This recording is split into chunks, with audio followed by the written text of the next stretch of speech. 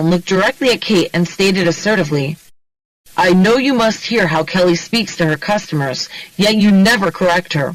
I'm wondering why you allow her to continue being rude to them." Kate shifted uncomfortably. "I just talked to her the other day. I didn't realize she's still being rude." "I didn't realize you'd spoken to her." "I've spoken to her too, but nothing changed." Understanding. Corey continued. "Can you understand how upsetting it is to have to listen to her abuse her customers day after day?"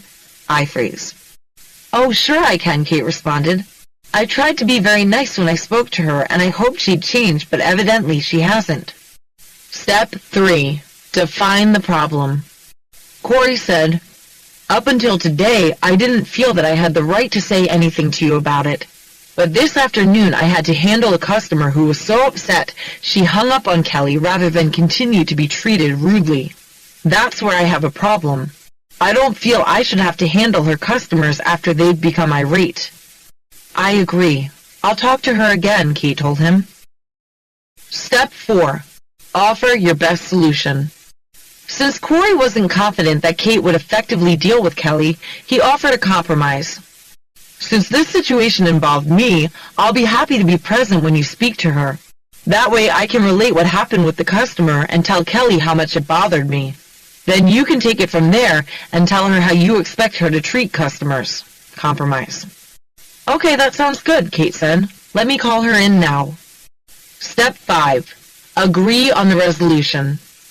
"That would be great," Corey replied. Resolution. "I'm sure that together you and I can handle this to a positive conclusion." Reconciliation. Why this works. Corey was very direct in the manner in which he spoke to Kate, which let her know that he wasn't willing to put up with Kelly's bad behavior any longer. He made sure she understood how he felt, and then defined the problem he had when he handled Kelly's customer.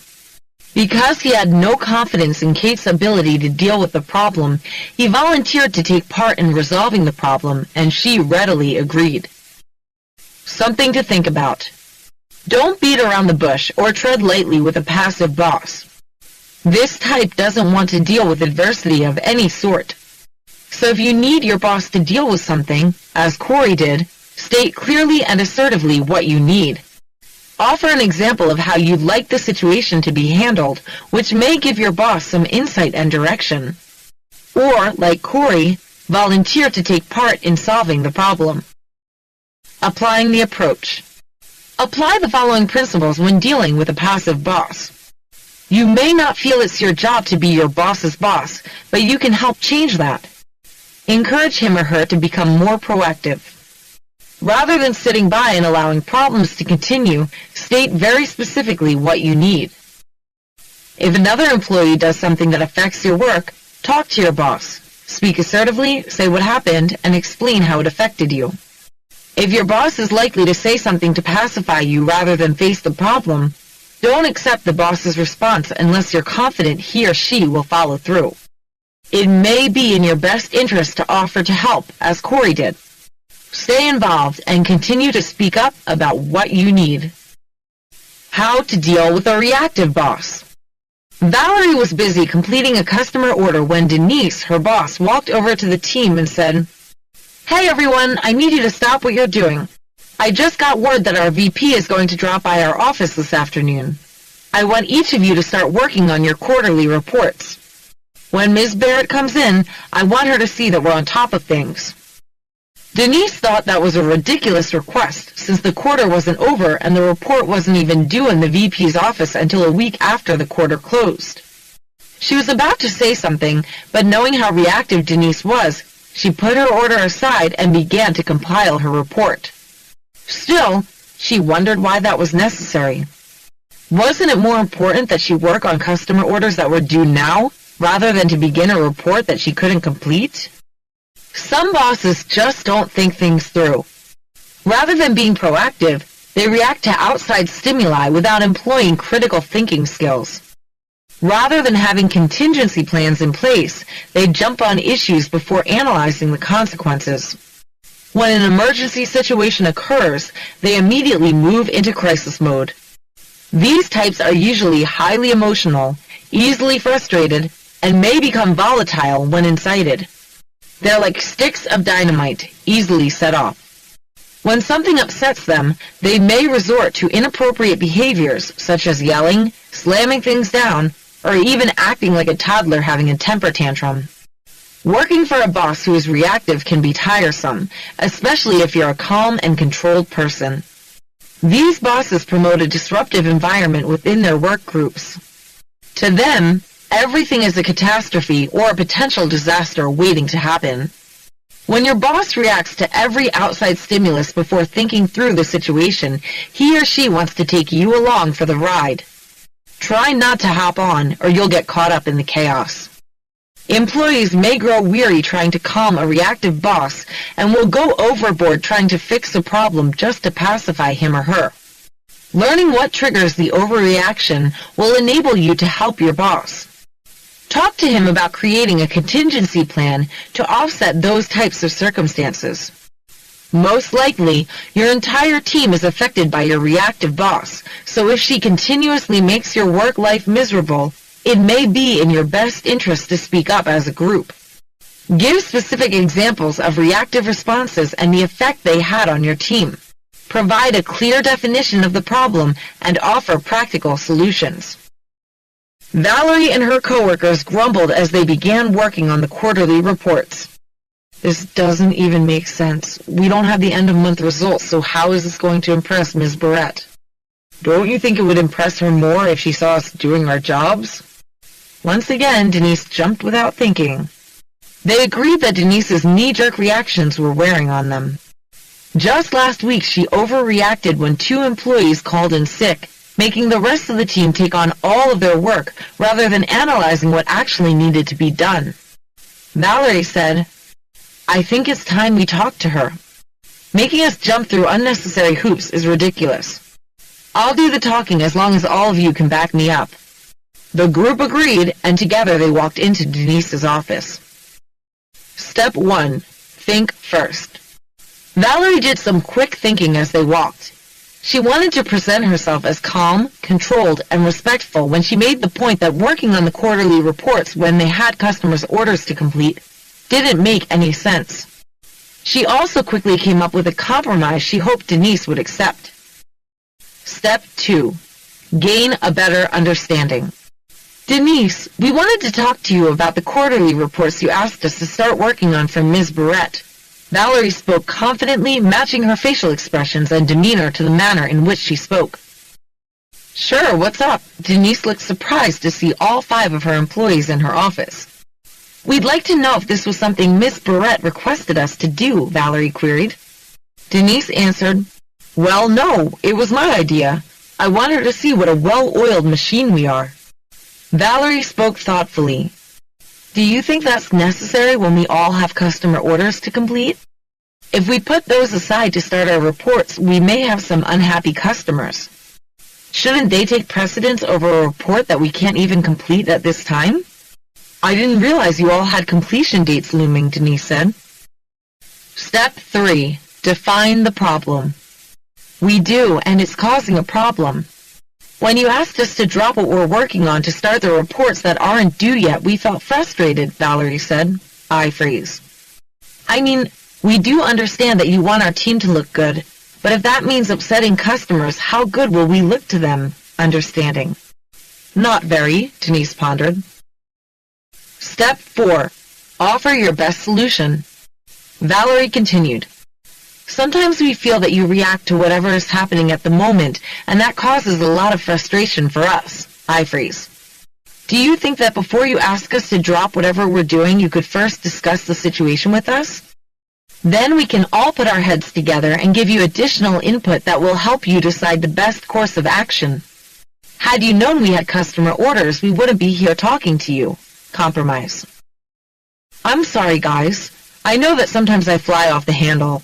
I'll try not to do that in the future. I think your suggestion that we talk about issues is valid.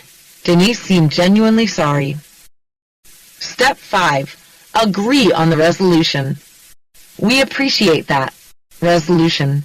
We all want to do our best for you, but also for our customers. Reconciliation. Valerie felt proud of the manner in which she handled the conversation.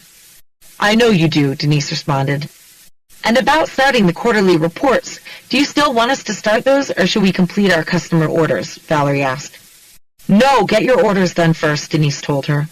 Then, if you're able, start working on the reports. Why this works. Even though Denise looked a little blindsided when the entire work group showed up in her office, having Valerie be the spokesperson helped keep the conversation positive and productive. Valerie was careful in the way in which she spoke, first asking questions to help Denise understand that her request was not practical. Then she defined the problem, both in this instance and in general. She offered a compromise that was constructive. Denise took responsibility for overreacting and agreed to the compromise. Going forward, the group agreed the next time she jumped without thinking, they'd respectfully remind her of their agreement to discuss the matter. Something to think about. Just because your boss is reactive doesn't mean you have to emulate that characteristic. It may be easier for you to comply than to take the time to discuss alternatives, but if you fall into the habit of continually jumping at your boss's every whim, you'll likely become frustrated. When that happens, you're going to stop enjoying your work and your attitude is going to change. So be proactive. Talk to your boss about how the constant overreactions are making it difficult for you to complete your job in an efficient and effective manner. Applying the approach. Apply the following principles when dealing with a reactive boss. Don't allow yourself to be pulled onto the wild ride that they can take you on. If it only happens occasionally, and you're able to comply without jeopardizing your work, just take a deep breath and don't allow your anxiety to get the best of you. Don't get in the habit of constantly mollifying a boss who consistently displays a knee-jerk response. If you can figure out what triggers your boss's overreaction, come up with a contingency plan for that scenario and present it to him or her. Show that you want to be part of the solution and your boss is apt to listen to you. When you tell your boss how the reactiveness affects you, it shouldn't be too difficult to get him or her to understand your point of view.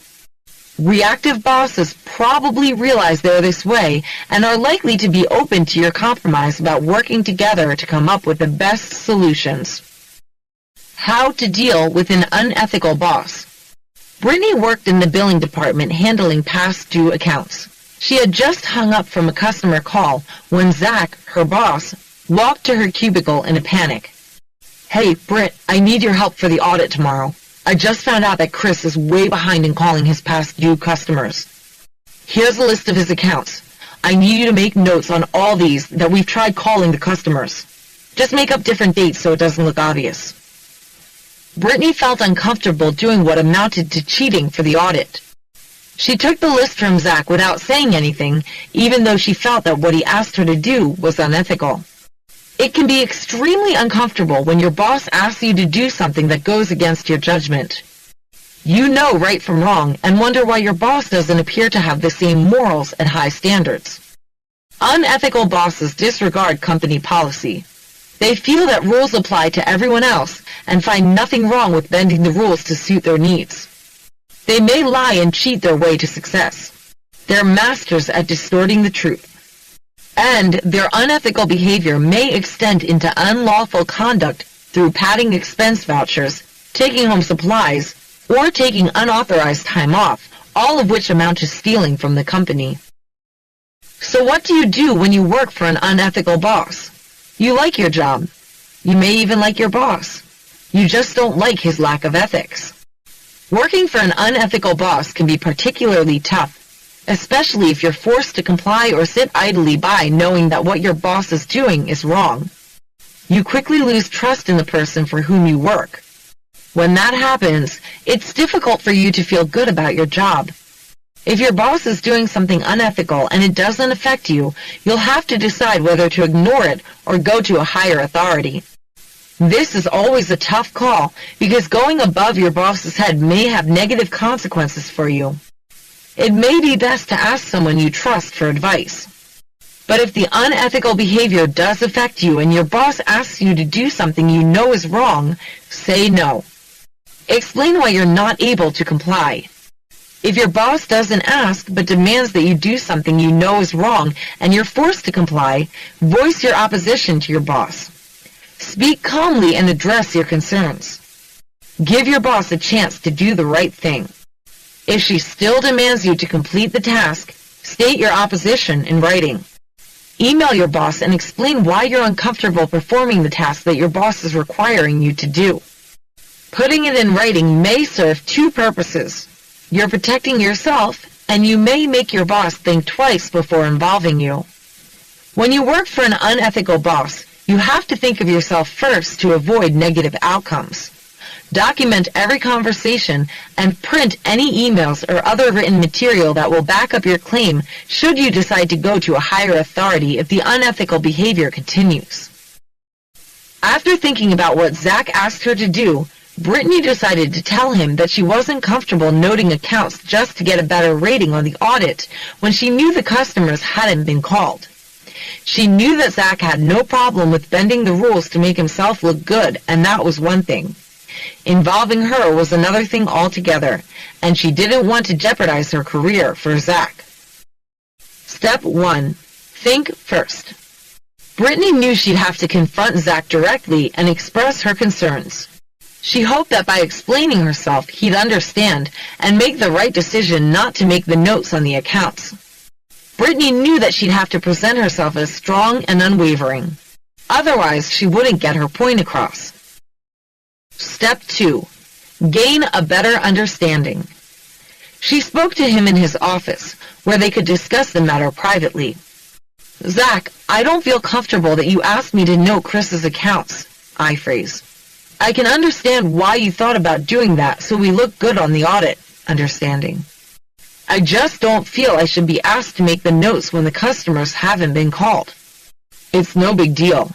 I asked you because you're the best employee I have, and I know you'll get it done for me. Zach didn't seem fazed about her discomfort. Brittany said, Thanks for the compliment, but do you understand why I'm not comfortable doing that? Not really, Zach said. Let's say that I make the notes on the accounts when I know Chris hasn't made the calls. Then let's say the auditor finds out that I was the one who did that.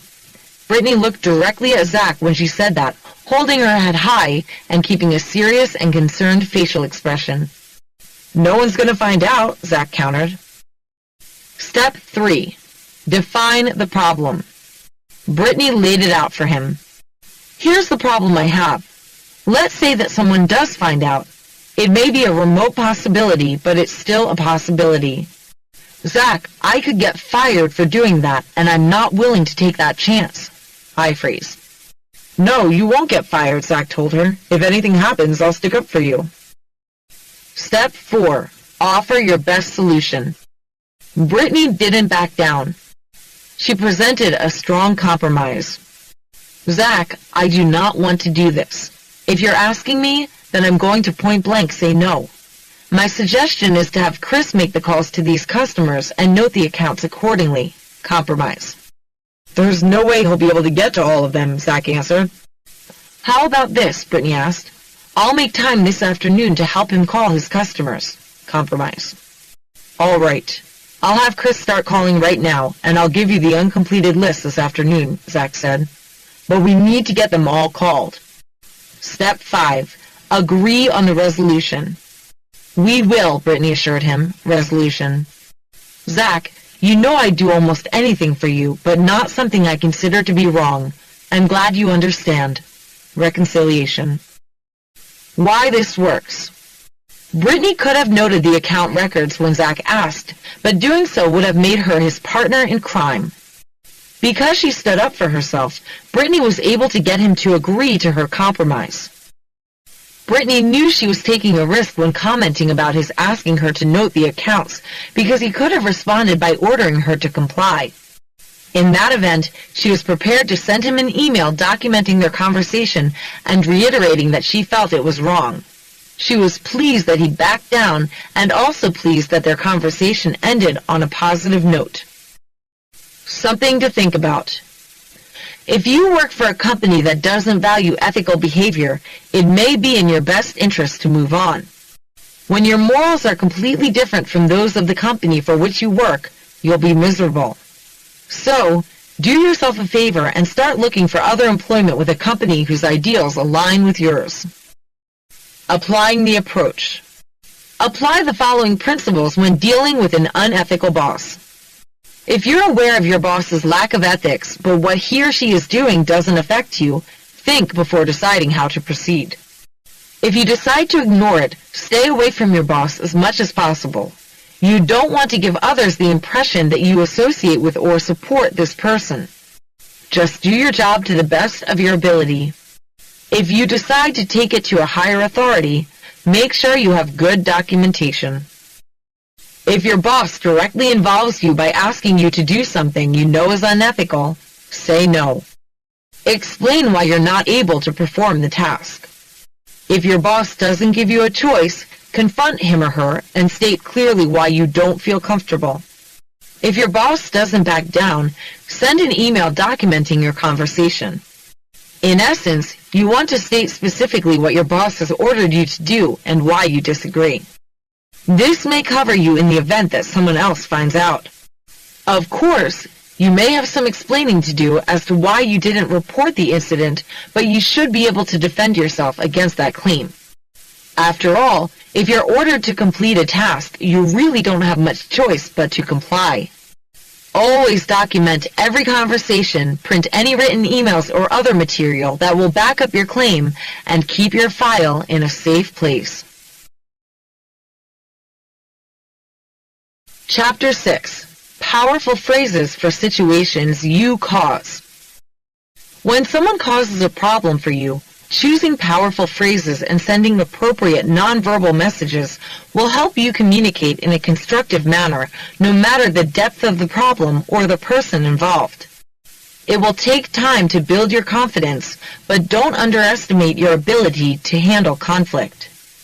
If you work through the 5 steps to effective conflict resolution presented in Chapter 3, even if awkwardly at first, you'll reinforce your skills. When you see successful outcomes, you'll gain confidence in your ability to resolve any problem. But what happens when you're the cause of a problem? What happens when you offend someone or stick your foot in your mouth and say something inappropriate? If you're aware that you caused a problem, don't ignore it. Take the initiative and head the other person off at the pass before he or she confronts you. Think about what you said and how it may have affected the other person. Decide what you want to say to make amends. When you speak to the person, the first words out of your mouth should always be a phrase of apology, followed by a definition of the problem. I'm so sorry I said derogatory things about your proposal during our meeting. Apology. If you feel it's warranted, offer an explanation. Honestly, I didn't realize how it sounded until the words flew out of my mouth. Then I was too mortified to say anything else. I phrase. It's likely that the other person has the same interpretation as you, so rather than ask questions to gain a better understanding, reiterate your definition of the problem, showing empathy. The problem is that I didn't think before I blurted that out, and I understand if you're upset or angry with me. Understanding. Now give the other person a chance to respond. He might say, "Oh, it didn't bother me at all." Or she might reply, "You're darn right, I was angry." Either way, offer a compromise. Going forward, I promise that I'll do my best to think before I open my mouth. Compromise. End the conversation with phrases of resolution and reconciliation. Thanks for being so nice about this. Resolution. I want to keep our working relationship strong. Reconciliation. That's all there is to it. When you take the bull by the horns and own up to making a mistake, the response is likely to be positive, the conversation is likely to be quick, and you'll keep all your working relationships strong. There will be times, though, when something you've said or done bothers another person, and you aren't even aware of it. If the person is skilled in effectively dealing with conflict, your conversation will be resolved by moving through the steps. But what happens when the other person isn't skilled in conflict resolution? In that event, he or she may speak in generalities or resort to passive-aggressive measures such as ignoring you or giving you an angry look, in which case you're going to have to discern what the problem is. Or the person might directly confront you in an accusatory tone, yell at you, say something hurtful, or attack your character. The point of these personal attacks is to make you feel bad and put you in your place. And that's usually the result. When that happens, you'll have difficulty maintaining your composure. Let's face it, we enjoy being on the receiving end of compliments, but we don't enjoy being on the receiving end of criticisms, especially when they're delivered in a spiteful, mean-spirited manner.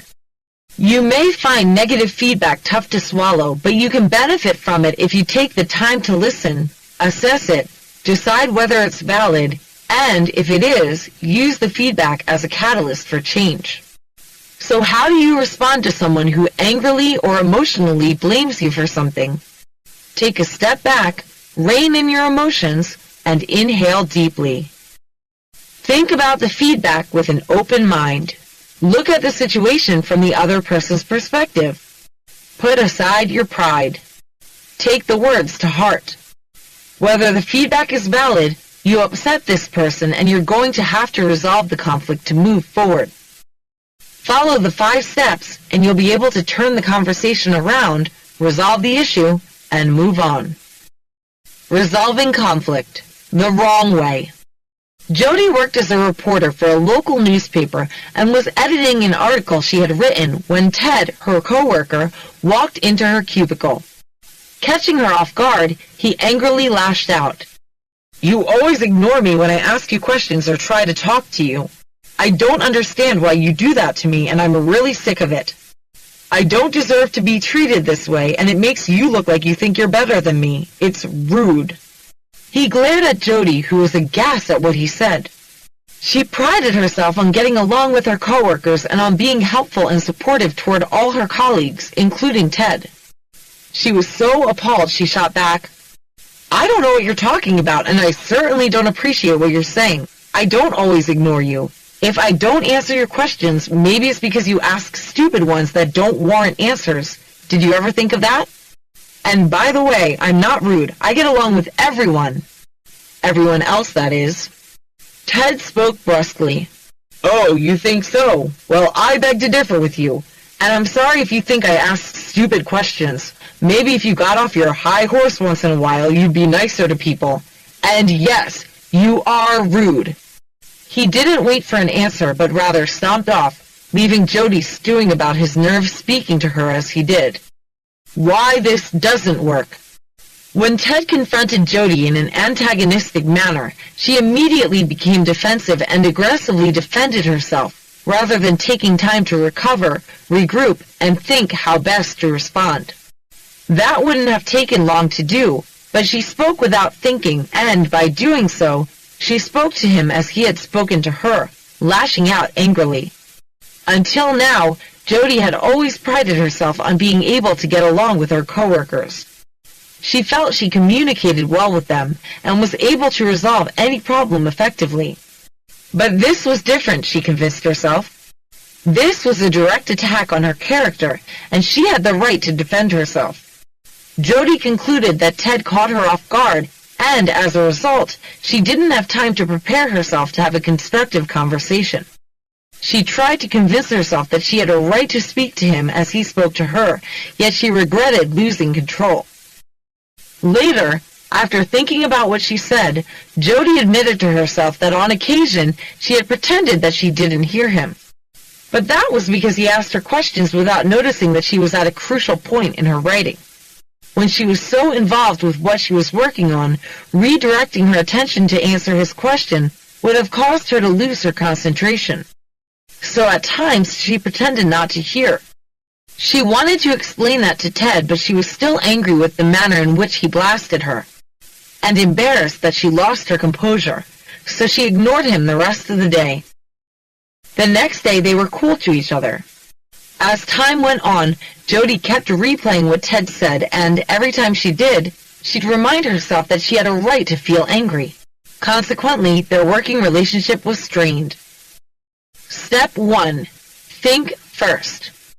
You know that before responding to any statement or question, you should always think first and choose your words wisely. But that isn't always easy to do when someone confronts you with negative feedback. It may be nearly impossible when that person also attacks your character because you become emotional and feel hurt or angry. Your likely response, like Jody's, is to stick up for yourself. You want to immediately counteract the accusation, but the problem with sticking up for yourself without thinking first is that you're going to react defensively. When you lose control, you're apt to continue down that path, saying things that you'll later regret. And when you do that, it's going to be nearly impossible to recover and enter into a productive conflict resolution dialogue. Anger and resentment usually accompany defensiveness, and you'll be more likely to focus on those emotions than to think logically. But thinking logically is what you must train your mind to do when someone confronts you, especially in a poor manner. So take a moment to recover from the onslaught of words. Pause before you respond. Bite your tongue if necessary. Calm your thoughts and compose yourself. Focus on listening carefully without interrupting. Your gut reaction will be to interrupt, explain, or disagree. Don't.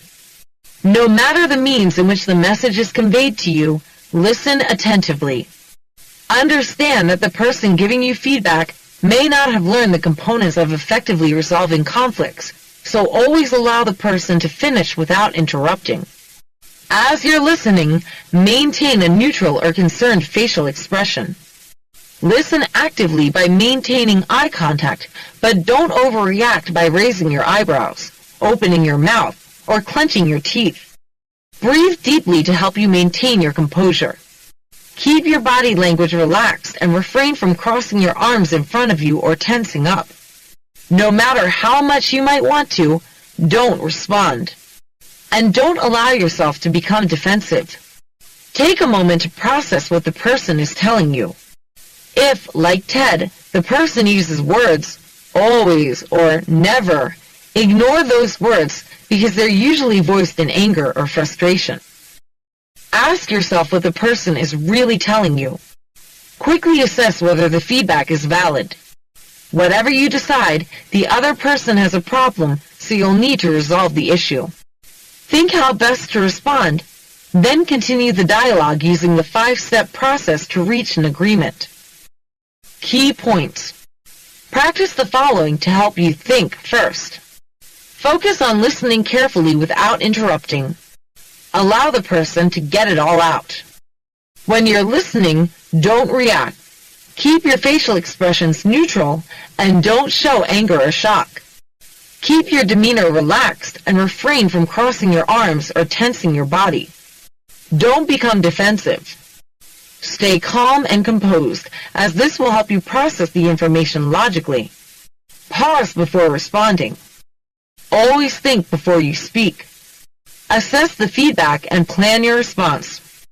Decide how to respond, focusing on following the 5-step process. Taking time to think about a conflict.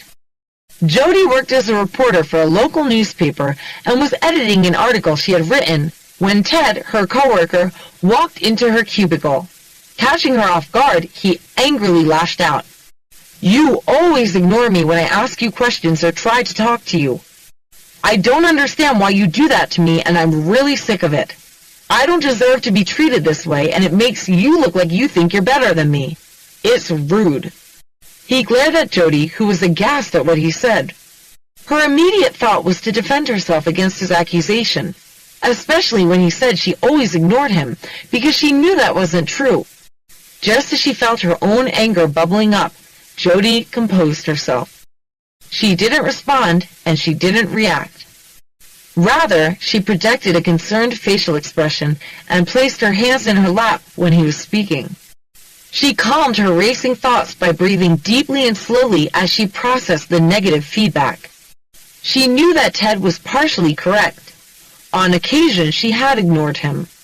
However, she only did that when switching gears to answer him would have caused her to lose her train of thought. She thought about how to respond in a constructive manner so that they could resolve the conflict effectively. Step 2. Gain a better understanding. It doesn't matter how the message was delivered or whether you agree. You listened carefully, processed the message, and thought about how you want to proceed with the dialogue. Say something positive to put the other person at ease. I appreciate that you let me know about this. Let's talk about it. Compromise. Or, thank you for sharing that with me. I'd like to discuss it further. Compromise. Keep in mind that even if you don't agree with the feedback, something you said or did prompted the criticism. Delving further and making sure you understand where the person is coming from will help you know what initiated the feedback and how to proceed. Not only do you want to gain a better understanding of the problem, it's important to make sure that you both have the same understanding. You'll want to know what the key issue is, so you'll likely have to wade through the emotional words that are tied to the core message. Ask open-ended questions to gather more information. Can you give me some examples of when this happened? Ask close-ended questions to clarify information. Are you saying that during our meeting yesterday, I interrupted you when you were speaking? It's important that you clear up any confusion or misinterpretation before proceeding to define the problem. It's also important to remain objective when asking or answering questions. This isn't the time to defend or rationalize what prompted the negative feedback. When you feel that you both have the same understanding, offer a phrase of apology if you feel that will help. I'm really sorry that you had to come to me about this. Apology. When you offer an apology in that manner, you aren't necessarily taking responsibility for causing the problem.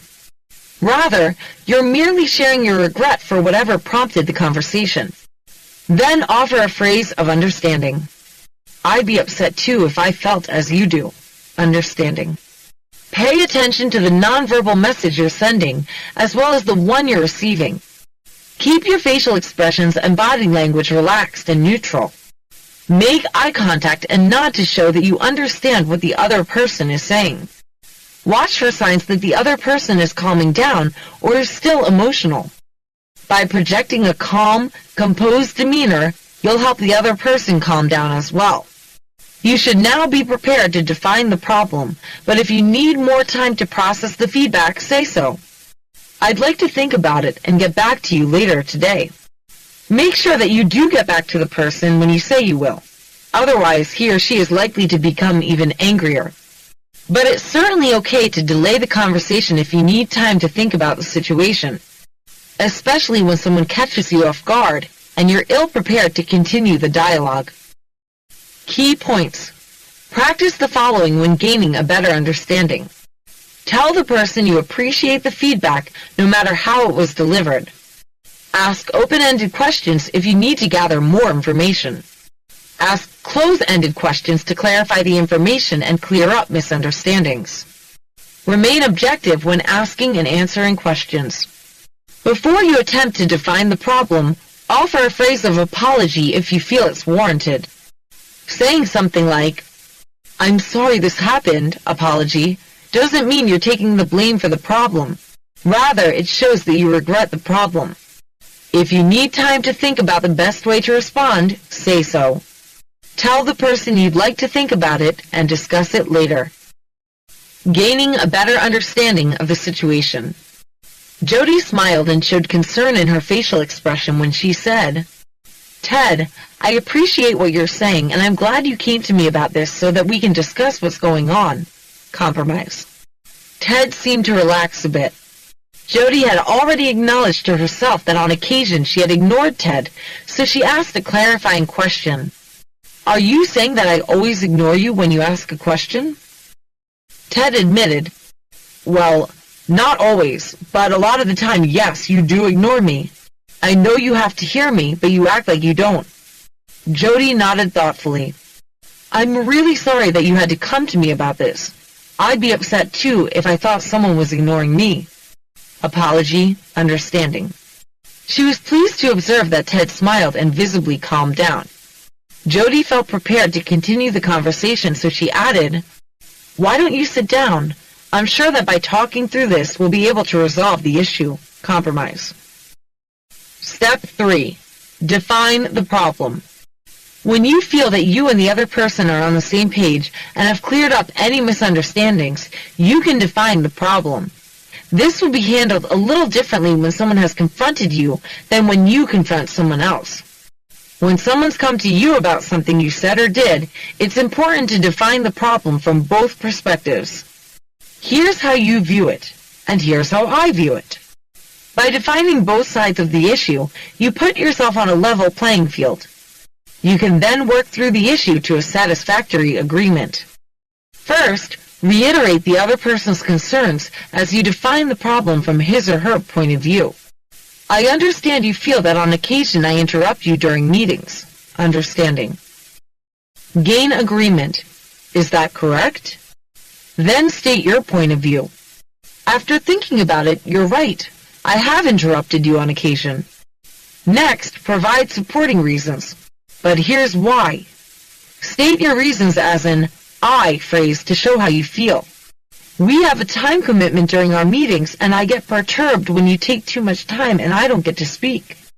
I phrase. If you don't agree with the claim, define the problem from your point of view and offer a phrase of compromise. I have never intentionally interrupted you, but let's talk about it. Compromise. Speak respectfully as you define the problem, as that will pave the way for an open discussion that will lead to an agreeable resolution. Show concern in your facial expression. Don't become emotional, but rather maintain a neutral tone of voice and keep a relaxed demeanor. Key points. Practice the following when defining the problem.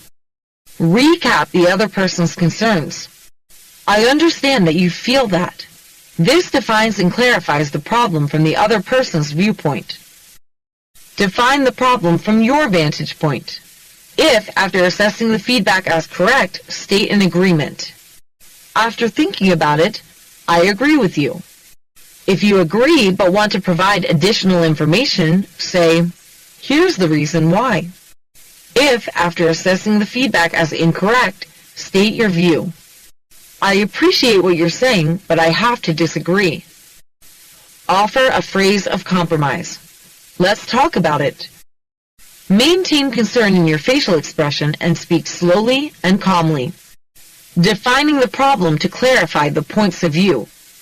Jody stated, I understand you feel that at times I've ignored you when you asked me a question, correct? Understanding. Ted nodded. Jody continued, speaking in a calm voice and maintaining a concerned facial expression. After thinking about it, I have to agree with you. At times I have ignored you, but here's why. When I'm in the middle of writing an article, I have to get my thoughts down as they come to me, otherwise I'll lose them. When you've asked me a question at that moment, I've kept typing rather than take the chance of losing my thoughts because I can assure you, once it's gone for good. And when that happens, I become frustrated. She smiled. I phrase. Ted said, Oh, that happens to me too. If that's happened to you, then you can understand my frustration. Understanding. I can. Step 4. Offer your best solution. When you define the problem from both vantage points and show respect for the other person's point of view, you create a dialogue in which the other person should be open to hearing your proposed solution. As soon as you agree on the definition of the problem, don't belabor or rehash the point. Be prepared to offer your best solution. Or, if the other person offers a solution first, quickly analyze it and either agree to it or offer a compromise. Remain flexible during the give and take exchange, especially if you strongly disagree on the best solution. Don't allow the discussion to sidetrack or backtrack. Work through any differences by showing that you're willing to cooperate because cooperation lends itself to collaboration. If the discussion stalls, suggest that you each restate your best solution and together analyze the consequences of each. If worse comes to worse, you may have to agree to disagree and put the issue to rest, particularly if the other person isn't willing or able to cooperate or understand your position on the issue. Key points. Practice the following when offering your best solution. As soon as you agree on the definition of the problem, offer your best solution. In the event that the other person offers a solution first, quickly analyze it. If you agree to it, say so. Otherwise, offer a compromise. Remain flexible while negotiating the resolution. Show that you're willing to cooperate by discussing alternatives to the proposed solution. Stay on track with the discussion. If the conversation begins to backtrack, bring it back to solving the problem. You already agreed on the definition, so there is no need to rehash that part of the dialogue. If you're not able to resolve the issue, you may have to agree to disagree. Offering your best solution to the problem. Ted suggested, "I'm sorry. From now on, I won't ask you any questions when I see that you're typing." Jody quickly thought about his proposed solution and said, "No, I don't want you to do that. How about this? If you come in and I'm typing, wait for me to get my thought down. And if I'm too involved to help, I'll give you a sign to let you know it isn't a good time. Does that sound okay to you?" Compromise. Ted said, "That works for me." Step 5. Agree on the resolution. When you agree to the proposed solution, offer a phrase of resolution. You might say, "Great, I'm glad we worked this out." Resolution. There will be times when you're not going to agree, but you can still offer a phrase of resolution. "I'm sorry we weren't able to agree on this, but I'm still glad we talked it out. Let's respect each other's opinions and let it go at that." Resolution. After offering a phrase of resolution, end your discussion by offering a phrase of reconciliation. "I enjoy working with you and wouldn't want any misunderstandings to come between us." Reconciliation. In the event you're unable to come to an agreement, end the discussion by offering an alternate phrase of reconciliation. "I'm sorry we can't come together on this." Resolution. "I value our working relationship and hope that we can move forward and put this issue to rest." Reconciliation. Key points. Practice the following when agreeing on the resolution. After you agree on the solution, offer a phrase of resolution. Follow that with a phrase of reconciliation. If you are unable to agree, offer a phrase of resolution suggesting that you agree to disagree and let go of the issue. Follow with a phrase of reconciliation stating that you want to move forward without letting this situation come between you. Gaining agreement on the resolution. Jody followed up by saying, "Ted, I'm really glad that you came to me about this. I'm sorry that I've ignored you, and I'm glad we found a solution that'll work for both of us." Resolution. "I think our conversation will make our relationship stronger, knowing that we can resolve any differences." Reconciliation. Resolving conflict the right way. Jody worked as a reporter for a local newspaper and was editing an article she had written when Ted, her coworker, walked into her cubicle. Catching her off guard, he angrily lashed out. "You always ignore me when I ask you questions or try to talk to you. I don't understand why you do that to me, and I'm really sick of it. I don't deserve to be treated this way, and it makes you look like you think you're better than me. It's rude." He glared at Jody, who was aghast at what he said. Her immediate thought was to defend herself against his accusation, especially when he said she always ignored him because she knew that wasn't true. Just as she felt her own anger bubbling up, Jody composed herself. She didn't respond and she didn't react. Rather, she projected a concerned facial expression and placed her hands in her lap when he was speaking. She calmed her racing thoughts by breathing deeply and slowly as she processed the negative feedback. She knew that Ted was partially correct. On occasion, she had ignored him. However, she only did that when switching gears to answer him would have caused her to lose her train of thought. She pondered about how to respond in a constructive manner so that they could resolve the conflict effectively. Jody smiled and showed concern in her facial expression when she said, "Ted, I appreciate what you're saying, and I'm glad you came to me about this so that we can discuss what's going on." Compromise. Ted seemed to relax a bit. Jody had already acknowledged herself that on occasion she had ignored Ted, so she asked a clarifying question. "Are you saying that I always ignore you when you ask a question?" Ted admitted, "Well, not always, but a lot of the time, yes, you do ignore me. I know you have to hear me, but you act like you don't." Jody nodded thoughtfully. "I'm really sorry that you had to come to me about this. I'd be upset too if I thought someone was ignoring me." apology, understanding. She was pleased to observe that Ted smiled and visibly calmed down. Jody felt prepared to continue the conversation, so she added, "Why don't you sit down? I'm sure that by talking through this we'll be able to resolve the issue." Compromise. Jody stated, "I understand you feel that at times I've ignored you when you asked me a question, correct?" Understanding. Ted nodded. Jody continued, speaking in a calm voice and maintaining a concerned facial expression. "After thinking about it, I have to agree with you.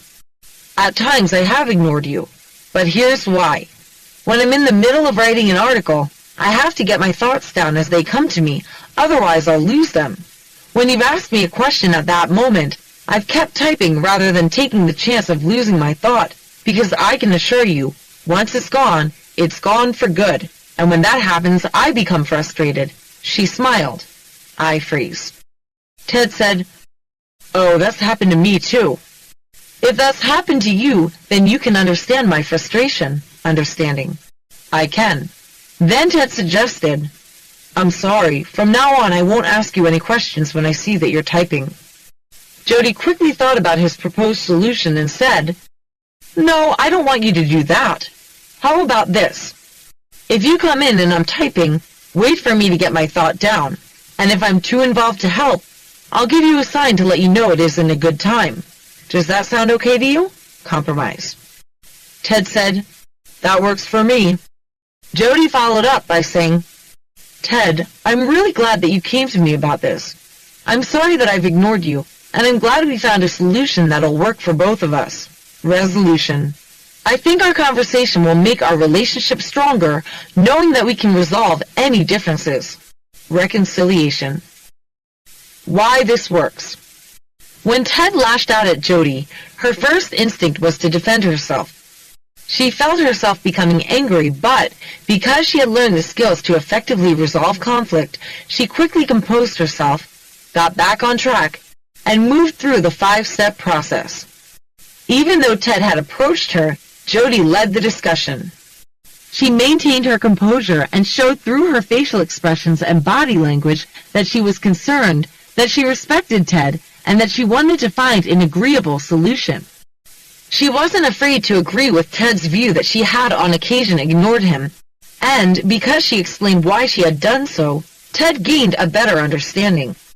The manner in which Jody spoke through the conversation kept their dialogue positive and constructive, and they were quickly able to reach an agreement. While this was a fairly simple problem between two coworkers, following the 5-step process will help you work through any problem, small or large. Something to think about. When someone gives you negative feedback, think of it as a positive. If it's accurate, it provides a growth opportunity. If it isn't accurate, it provides an opportunity to strengthen your conflict resolution skills.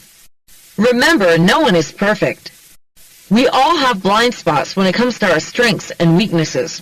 And we all do things that bother other people. The best teacher often comes in the form of negative feedback, but only when we take the time to analyze what we're hearing. So the next time you're on the receiving end of negative feedback, give yourself a reality check.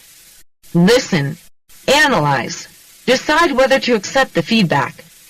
Whatever you decide, the other person still has a problem with you, so work through the 5-step process to resolve the conflict. Then ask yourself, going forward, what can I do differently to avoid this from happening again? When you do that, you'll gain respect as a person who genuinely cares about how you treat others. About the author. Renee Evanson is a small business consultant and writer specializing in organizational psychology in the workplace. The roles defining customers, employees, and management, and the relationships among them. During her 15-year management career at Bell South Telecommunications, her responsibilities included customer service for the small business market, sales and marketing staff management, staff training and development, training material development, team leadership development, and strategic planning. After leaving Bell South, Renee translated her expertise and experience into a writing career. She is the author of Customer Service 101, Basic Lessons to Be Your Best, Customer Service 201, Managing Your People to Be Their Best, Customer Service Training 2nd Edition, Award-Winning Customer Service, Customer Service Training 101, and Powerful Phrases for Effective Customer Service. Renee has written numerous magazine articles on customer, employee, and management relations, and she has been interviewed and featured in several print and radio media.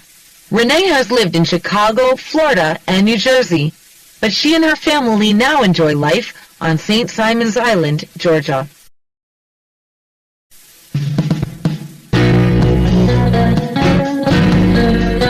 This has been a Gildan audio production. For more affordable life-changing audio programs, visit our website at gildanmedia.com.